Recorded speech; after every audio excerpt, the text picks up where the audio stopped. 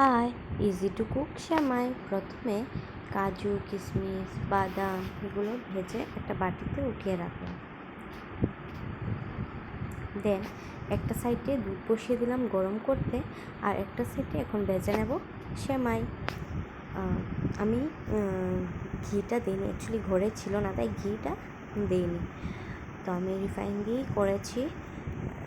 একটু ভাজা ভাজা হচ্ছে। আমি এইদিকে যে দুধের প্রিপারেশানটা নিচ্ছি, দুধ শুধু আমুল তাজা দিলে কি হয়, দুধটা ঘন হয় না, তাই আমি কি করলাম, একটু গুঁড়ো দুধ দিয়ে মিশিয়ে ঢেলে আর একটু সময় গরম করতে রেখে দিলাম। এইদিকে আমার সেমাইও ভাজা হয়ে গেছে, আমি সেমাইটাও তুলে নিলাম, তুলে একটা জায়গায় রেখে দিলাম ঠান্ডা হওয়ার জন্য। তারপর আবার দুধটাকে একটু দেখে নিলাম কি হচ্ছে না হচ্ছে। তারপর আমুল দিস্তাতে এই এলাচটুকুকে একটু গুঁড়ো করে নিলাম, গুঁড়ো করে দুধের উপর দিয়ে দিলাম। তারপর দুধটাকে নেড়েচেড়ে দেখছি, তারপরে দেখলাম যে মোটামুটি হয়ে এসছে। তারপর আমার এই সেমাইগুলো ঢেলে দিলাম।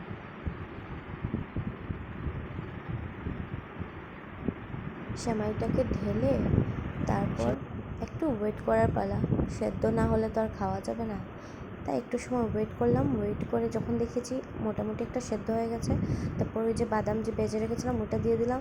তারপর পরিমাণ মতো চিনি, যা যতটুকু লাগে। রেডি হয়ে গেল আমার সেমাই। ওয়াও, দেখতে কি অসাধারণ হয়েছে না? খেতেও ঠিক তেমনই। Thank you, tata, by.